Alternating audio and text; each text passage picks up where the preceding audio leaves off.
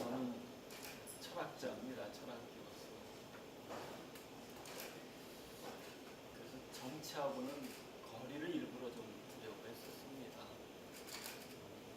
다만 이제 사회운동에 강단 철학자로 머무르는 것이 온당치 않다고 여겨져서 현실 정치, 현실 운동에 이제 뛰어든 것들이 계기가 돼서 정치를 보게 됐습니다.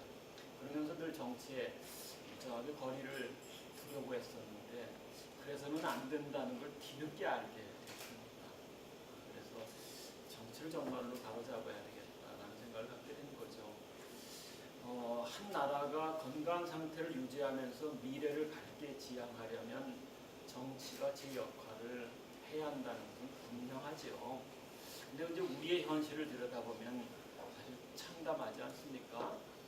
상위 1%의 자산 독점의 비율은 갈수록 높아져가서 미국 다음으로 한국이 세계 2위에 해당될 정도로 1%의 독식 구조가 심하다는 것이고요. 잘 알려져 있듯이 사용자는 물론이거니와 정규직에게조차 차별받고 있는 비정규직 노동자들의 비율은 계속 늘어나고 있으며 노년층이 많아져서 짊어져야 할 무거운 어깨의 청년들이 그래도 힘찼으면 좋겠는데 희망을 잃어가고 있는 것이 오늘의 현실인 것 같아요. 사실 한편으로는 산업화를 성공적으로 빠른 시일 내에 도모했고 또 민주화도 피를 아주 적게 흘리면서 빠른 시일 내에 쟁취한 것은 우리 민족의 저력이었습니다.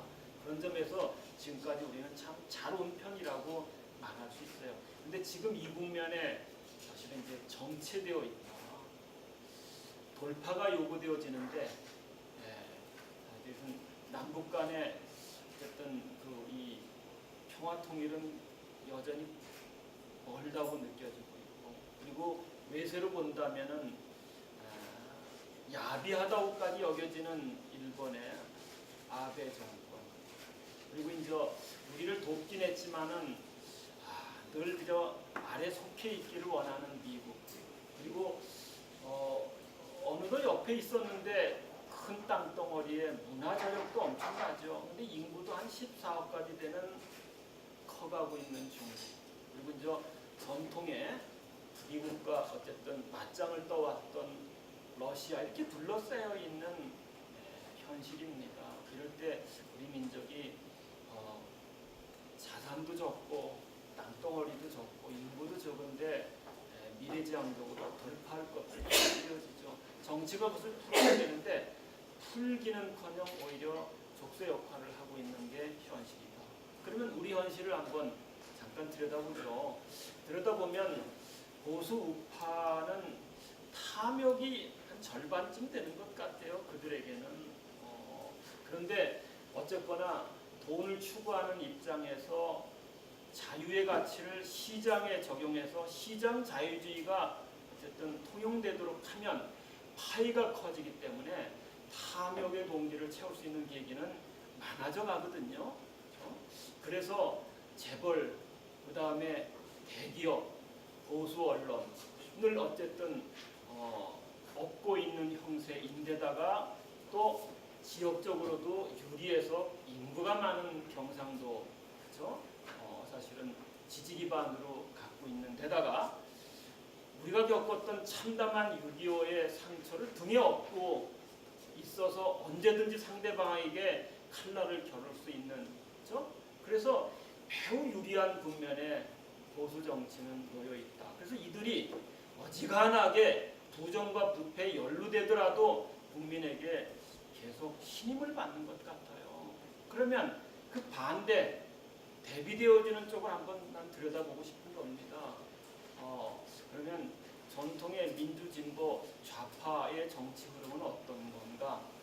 예를 들자면 민주노동당의 후신 성격인 진보 좌파의 어쨌든 정파는 이데올로기적으로 그 마르크스주의 내지는 어쨌든 북한에 대해서 친화적인 태도를 갖고 있으면서 노동자 어쨌든 세력을 지지하고 있고 그런 선상에서 소수의 지지를 받고 있기 때문에 그만하면은 어쨌든 족하다고 여겨져요. 근데 문제는 새정치민주연합을 들여다보면 참 애처롭다라는 생각을 여러분이나 저나 금할 길이 없어요.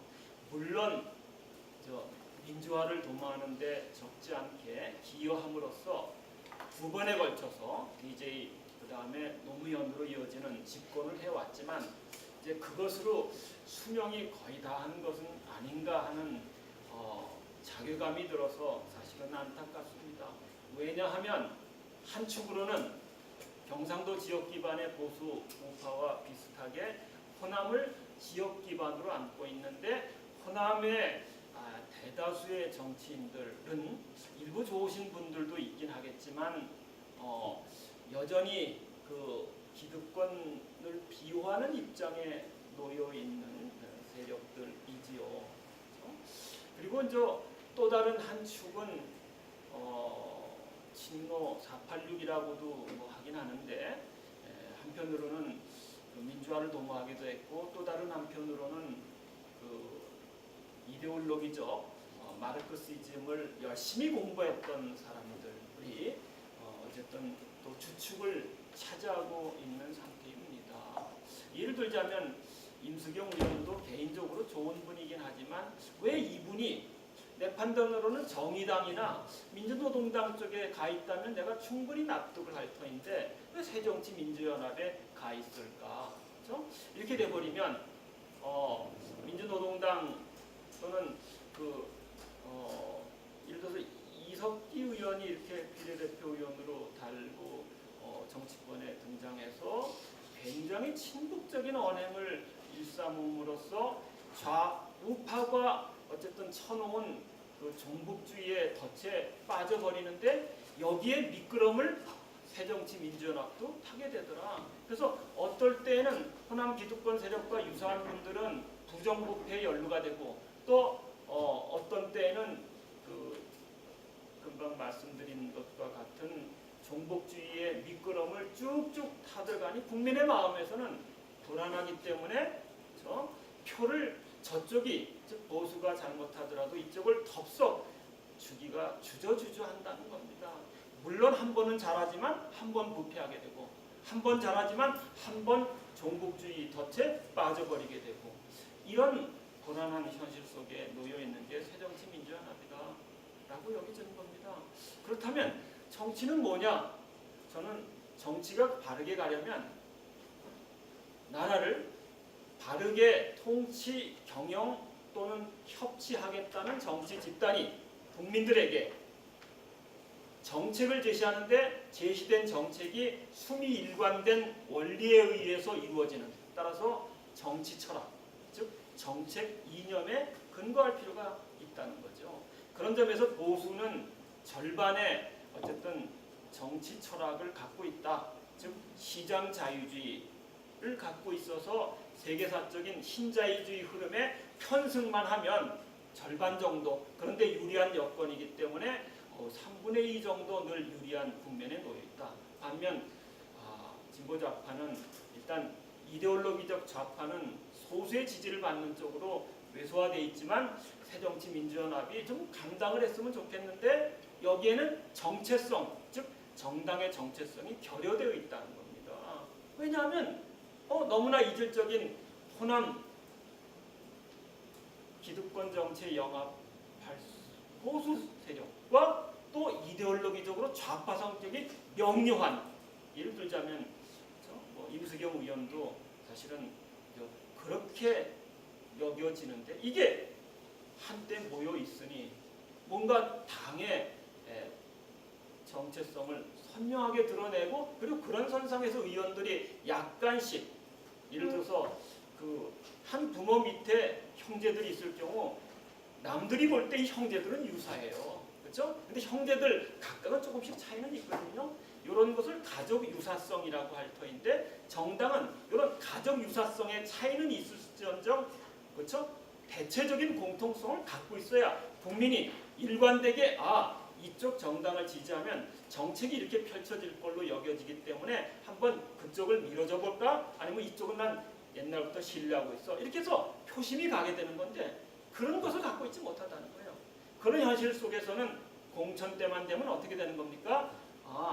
각 국회의원이 독자 생존을 위해서 공천권을 누가 거머쥘 것인지와 관련해서 늘 쌈박질, 그렇죠?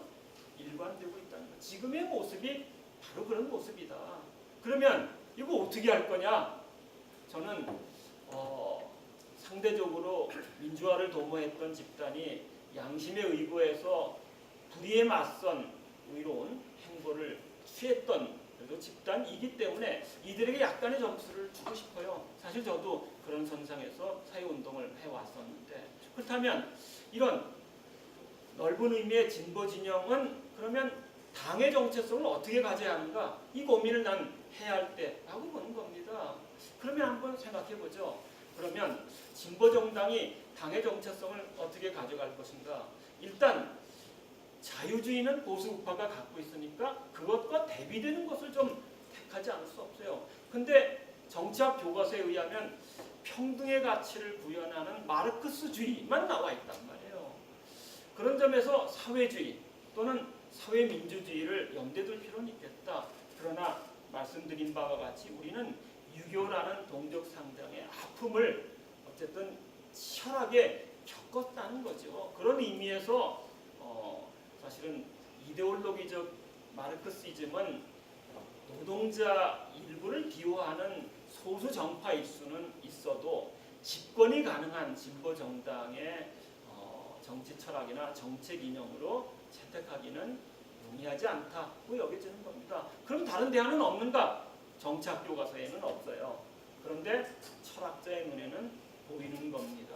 그럼 뭐가 보이는가? 마이클 샌델의 정의란 무엇인가를 많이 샀다고 하는데 혹시 읽어보셨나요? 마이클 샌델, walter 맥킨타이어, 찰스 테일러와 같이 미국, 영국, 캐나다에 속해 있던 철학 교수들이 자신들의 사회가 갖고 있는 문제를 직시하면서 철학자니까 한 개념으로 뭐가 문제인가를 한번 말해보시오라고 말했을 때 그들이 일관되게 얘기하는 것이 있더라는 거예요. 그게 뭐냐면 인디비듀얼리즘, 개인주의라는 겁니다.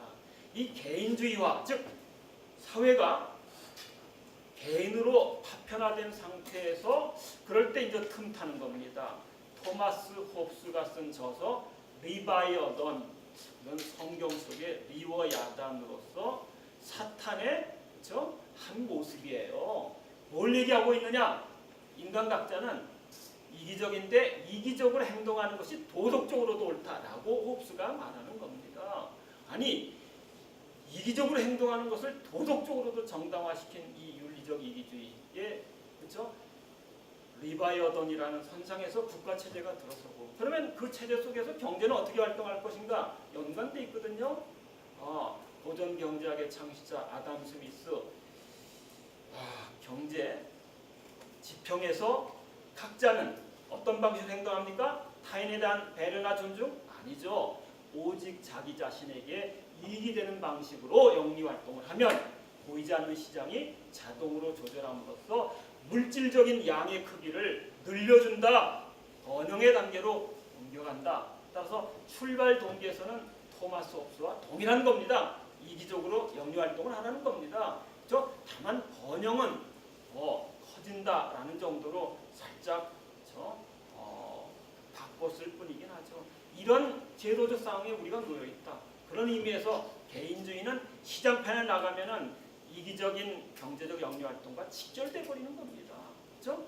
그런 상황에서 야기되어지는 문제는 미국, 영국, 캐나다 그리고 미국 떼어담기를 학수고대한 한국에게 그대로 재현돼 있어요. 사회가 파편화되는 거죠. 그리고 제 이익 도모하는 데만 그런 과정에서 차를 몰다가 누가 끼어들면 아이고 나도 바쁠 때 끼어들었지 조금 양해해주지 이렇게 참지 못하고 문 열고 나오는데 도끼자루 들고 나오는 겁니다. 사소한 일에 이럴 정도로 그렇죠? 심지어는 가족 형제 간에서도 의뢰가 다 끊어져 버리는 그렇죠? 이런 불행한 현실로 초래되고 있다.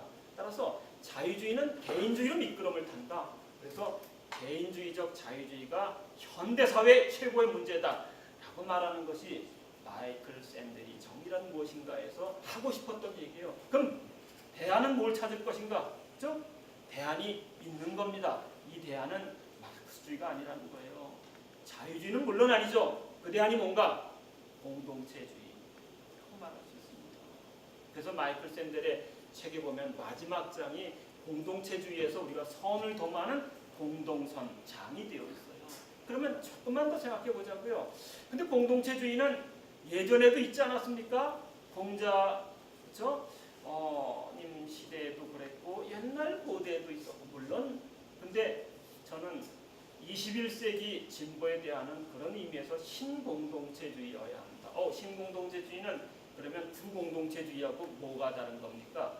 구공동체주의는 일단 자유주의 또는 개인주의적 자유주의가 파편화시킨 공동체성, 깨져버리고 있는 공동체성을 귀하게 여긴다는 점에서는 일치가 돼요. 다만 구공동체주의는 그 가부장적 권위주의가 짙게 깔려 있어요. 그래서 그것도 약간의 문제가 있다는 겁니다. 그러면 신공동체주의는 이렇게 되어야 한다는 거죠. 프랑스 대혁명의 구호를 한번 생각해 보죠. 세 가지가 떠오르거든요. 하나는 자유, 두 번째는 평등, 세 번째 또 하나가 있네요. 뭡니까? 파괴거든요. 그러면 자유의 가치는 어느 정파가 가져갑니까? 우파 정치 세력이 가져간 거예요. 이거 시장에 갖다 붙이면 돈이 왕왕 생겨. 그렇죠? 이렇게 되면 물질적인 이익을 크게 도모할 수 있어. 그래서 보통 보수우파는 글로. 그 다음에 이런 현실판에서는 늘 무슨 문제가 야기돼요? 불평등이 심화되거든요. 그럴 때 마르크스주의자는 정의의 잣대를 딱 의제받들고 불평등을 교정하겠다. 어떤 것의 기준에 두고 평등의 가치의 기준에 두고. 따라서 평등은 누가 가져갔다? 마르크스 좌파가 가져갔다. 그리고 하나는 도덕교과서로 처박아 버렸어요. 근데 사회제도는 어떤 겁니까? 자유와 평등이에요. 자유는 시장에, 평등은 권력을 쟁취한, 예를 들자면 공산권 국가에서 공산당이 평등을 도모한다는 이름하에서 칼자를 휘두르는데 이들도 무시무시한 칼자를 휘둘러대요. 그렇죠? 양쪽 세력에게 다 빠져 있어요. 무엇이 빠져 있습니까? 사회 공동체 구성원들 간에 서로가 서로를 대하는 뭐요? 형제애, 이 개념은 빠져 있다는 거죠. 이게 파괴로 나타나는 거거든요. 달리 말하면 기독교의 사랑의 정신이 파괴로 구현됩니다. 동아시아에서 구공동체주의 선상에서 본다면 동자님은 인이라고 말했고 또 불교에서는 자비라고 말했는데 사실은 대체적으로 보편종교의 가치는 비슷하지요. 그렇죠? 저는 그래서 이것을 인애라는 표현으로 통칭하기도 했습니다만 이것이 도덕교과서에 유폐되어 있는 상태에서 제도적으로 자유와 평등, 다시 말해서 시장과 정치 권력이 집권하더라도 사회가 좋아진다, 좋아질 리 없다, 좋아질 리 없더라. 따라서 자유와 평등의 가치도 존중을 하되 이것을 최고의 가치인 사랑의 가치로 조율할 때만이 그 사회가 건강해 갈 수 있다. 그게 뭡니까? 신공동체주의. 그러면 신공동체주의는 그러면 정치학 교과서에는 없을는지는 몰라도 저와 같은 철학자들이 정치를 바라다 보고 저와 같은 기독교인이 정치가 바르게 갈 것을 염두에 둔다면 이제 21세기의 새로운 흐름으로 나타나게 되어지는 성질의 것들이다. 여겨지는 겁니다. 그러면 이게 제도적으로 구현되는 것이 가능한 겁니까? 무수히 많은 얘기를 할 수 있지만 여기서는 간단하게 한 두어 가지만 이야기를 하죠. 일단 시장의 경우에는 자유주의는 우파는 시장 자유주의를 얘기하게 됩니다. 그러면 좌파는 전통적 이데올로기적 좌파는 통상은 계획경제를 얘기하지 시장을 거부해버립니다. 그런데 신공동체주의는 한편으로는 자유를 존중하면서 평등 그리고 이것을 최종적으로는 사랑이 조율한다는 겁니다.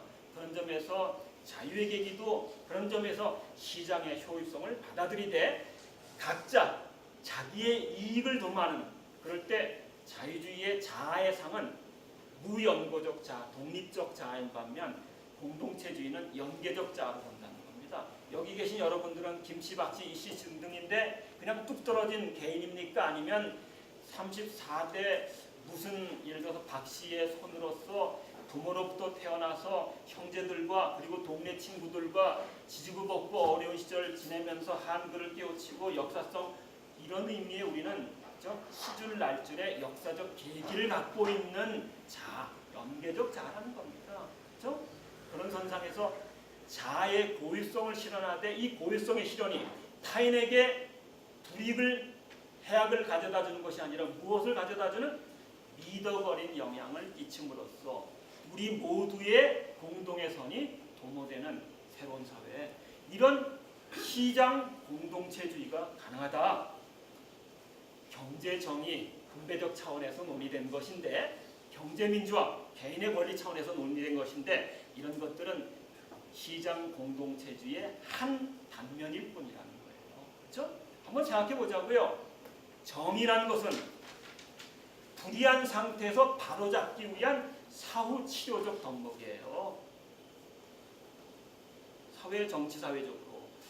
그 다음에 권리라는 것도 상대방이 내게 권리를 주장할 수는 없지만 권경에 처한 상대방이 도와줄 책임, 즉 책임을 내가 갖는 게 즉 권리 없는 책임도 가능한 겁니다. 선한 사마리아인의 경우 쓰러져서 강도 만나 쓰러진 사람이 지나가는 사마리아인을 지적해서 내가 당신으로부터 도움받을 권리를 갖고 있어 라고 말할 수는 없어요. 그렇죠? 그러나 지나가는 행인인 사마리아인이 선한 사람이라면 권경에 처한 그를 마땅히 도울 책임을 가질 필요가 있다는 겁니다. 그런 의미에서 정의, 그 권리에 의한 것보다 사랑에 의한 것이 본원적 가치이기 때문에 온전하다는 겁니다. 이 방식대로 재편하는 것이 보편 종교의 접근 방식이고 특히나 사랑의 중요성을 가장 강조하고 있는 기독교적인 접근 방식이라는 거죠. 따라서 시장에서 제3의 지평을 펼치는 게 가능하다. 복지, 교육 다 마찬가지예요. 한편으로는 선별적 복지, 또 다른 한편으로는 법병적 복지, 이게 우파와 좌파의 분류법인데 여기서는 이렇게 보는 겁니다. 일할 능력이 있는데 일자리가 없어서 놀고 있어. 그러면 내비둬. 이게 선별적 복지에서 그렇죠? 냉소적인 접근 방식이고 보편적 복지는 돈 주어줍시다. 근데 청년들 가운데 몇십만 원이라도 국가가 복지 어쨌든 기금을 준다면 이것 받아먹고 그냥 살고 말지 배짱이처럼 적게 먹고 이런 배짱이형 인간도 많아질 수밖에 없어요. 이게 영국병인 겁니다. 그러면 신공동체주의는 복지정책과 관련해서 어떤 입장을 새로운 지평으로 펼칠 것인가? 그럴 때 한편으로는 시장의 일자리를 제공토록 가장 먼저 애를 쓴다. 둘째, 시장이 일자리를 만들지 못하는데 일할 능력이 있어요. 이럴 때 지역 공동체가 공동체를 건강하게 유지하기 위해서 필요한 일들이 있어요. 이 일들을 시키고 그에 따른 삭스를 준다. 그렇죠? 따라서 누구나 일할 수 있는 사람이라면 사회적 일을 수행함으로써 무엇을 갖는다? 사회적 존재감을 느끼는 것이 가장 중요하다는 거예요. 돈은 2차, 3차적인 겁니다.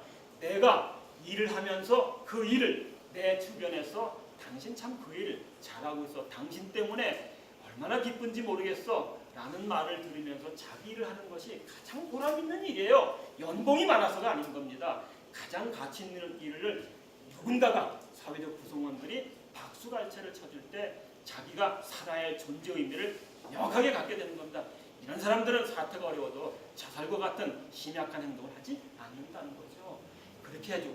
그리고 노동 능력을 잃은 사람에게 그때 사회가 자산을 확보해서 그렇죠? 두루 혜택을 복지 혜택을 주는 이런 즉 연계적 자아에 의거한 복지 정책 이런 게 가능. 교육은 더 말할 나위 없어요.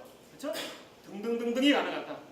따라서 정말로 우리는 새로운 정치 철학에 의해서 진보가 건강하게 거듭이 난다면 그것에 맞대응을 바르게 하기 위해서라도 보수가 거듭날 수밖에 없다. 그런 선상에서 보수와 진보가 선의의 정책적 경쟁을 건강하게 수행함으로써 이 나라를 새롭게 바꿔들어가야 한다. 그래서 청년들이 꿈을 꾸되 꿈이 현실화될 수 있는 사회를 만들어가야 한다. 그 일을 해낼 수 있는 것들이 정치다. 따라서 정치를 냉소적으로 보지 말고 건강한 문제의식을 갖고 있는 사람이 오히려 정치를 바로 세우는데 이제 모두가 나서야 할 때다. 그것만이 청년들에게 희망을 가져다주고 우리 사회도 희망찬 사회로 갈 수 있을 거다.